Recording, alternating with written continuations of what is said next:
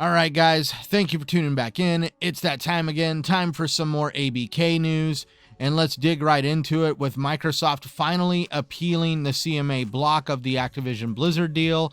And of course, what better place to discuss this whole situation during the debate between Microsoft and the CMA than a Microsoft Teams meeting? The CAT judge presiding over the whole appeal process decided to have a Teams meeting with both the CMA and Microsoft, and a lot of things were discussed, and we're going to cover them right now. So let's just start with the CMA wanting to act like the CMA. They have argued to the CAT judge that they want the appeals process to take place in fall of this year, which is somewhere around September and October. Talk about dragging your feet.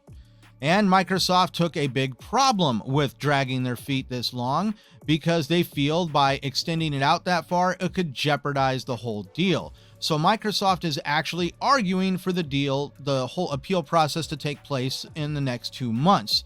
And I don't blame them for making that argument because let's just face it, in the original ABK deal, the whole contracted agreement with Activision Blizzard, Microsoft and Activision agreed that this deal would be signed, sealed, and delivered by July 17th.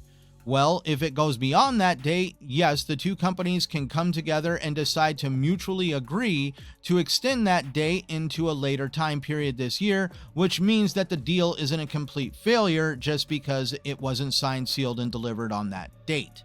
So the CAT judge did shockingly decide to side with Microsoft. He is wanting to see the appeals process take place sooner than the fall, which goes against the CMA's request, so they obviously lost the argument on that one.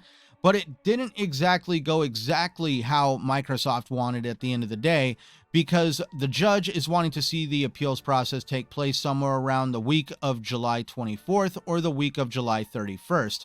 This isn't exactly what Microsoft wanted, but it's only a few weeks removed of the actual date that Microsoft wanted to see.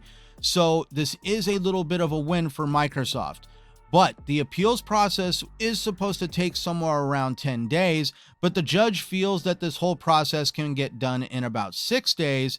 So he stressed the importance to both sides, the CMA and Microsoft, that they carefully craft their arguments to be just long enough to express their whole take on the situation, but not being so long that they actually extend the appeals process longer than it needs to be.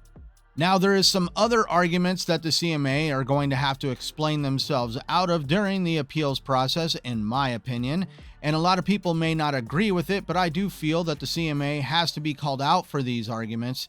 And the first one is their lack of disclosure with discussions that have happened with world regulators.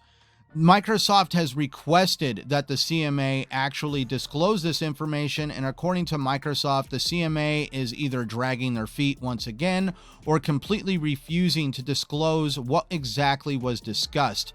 Even the British Parliament decided to discuss this with the CMA in a little bit of a public meeting where the CMA actually asked to discuss this information with Parliament in private with no cameras present. For whatever reason, the CMA is really wanting to hide what exactly was discussed with world regulators, especially the FTC. It almost goes down the lines of collusion. Somehow these regulators are able to have conversations with each other, but they are not having to disclose what those conversations were like. It seems a little bit shady, but the shadiness of the CMA just doesn't end there. This is where the rabbit hole for the CMA gets even deeper because we go from collusion to conflicts of interest, especially surrounding the CMA senior director. In a discovery made by patent lawyer Florian Mueller over on Foss Patents, the CMA senior director Colin Rafferty previously worked for a law firm representing Sony, a competitor of Microsoft, and this raises concerns about potential conflict of interest and impartiality in the decision-making process. And Mr. Rafferty has not been involved in just one of these conflicts of interest. It apparently seems to go deeper than that because he has also been involved in blocking the merger between supermarket chains Sainsbury and Asda, however you want to pronounce that, despite his previous role as a legal advisor to Tesco, a direct competitor. So Mr. Rafferty has made a history of actually siding with the companies that he's worked for and decided to block deals against competing companies. This has led a lot of people to start demanding that the CMA actually needs more regulatory oversight, because it's starting to become very questionable on the actions of the CMA and the senior director involved.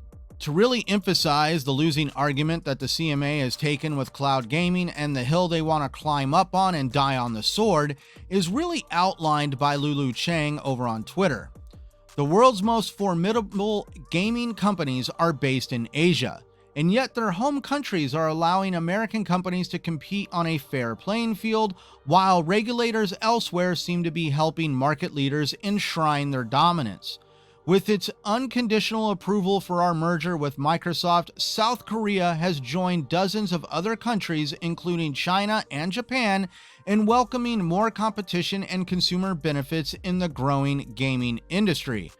And now at this point, with South Korea's approval, 39 countries have approved the deal. But for whatever reason, the CMA is deciding to be the one regulator that is wanting to take a massive stance on this deal. And yes, I know the FTC is also challenging the deal, but let's just face it, the director over there, the chairman, Khan, is completely out of her mind and doesn't even really have an absolute direction for the FTC, in my opinion. That's a complete different argument in itself. But luckily, we will see the FTC's decision finally come to a close in August, when they probably more than likely get completely embarrassed in court. So at this point, with Microsoft's appeal over the CMA's block of the ABK deal finally official, this is where we're starting to see these whole arguments take place with the cat judge. These arguments are actually referred to in their proceedings as skeleton arguments. A second skeleton argument is planned for June 12th, and more information will become available to us for us to all assimilate and consume, and I will definitely outline it right here on this channel. But at this point, I also need to admit that I was wrong. Back in January of 2022, I did state that the FTC were going to be the biggest problem that this deal sees, and boy was I wrong. It really seems at this point that the CMA are wanting to march to the beat of their own drum and be a big thorn in Microsoft's side, and for whatever reason regulate based on their own whims and thought processes on how antitrust regulation should really work, going against at least 39 other countries at this point on how they feel the deal should go.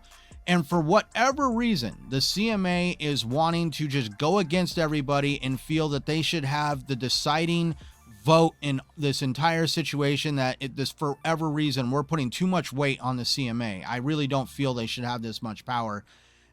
The CMA, in my opinion, is this fledgling regulatory group that is wanting to somehow seem like top dog, and it's really not working to their advantage. They're completely embarrassing the UK government, and they are sacking the UK tech economy. And it's going to be quite interesting going forward into the future on exactly how many companies at this point are even wanting to deal with the situation that the CMA is creating over in the UK.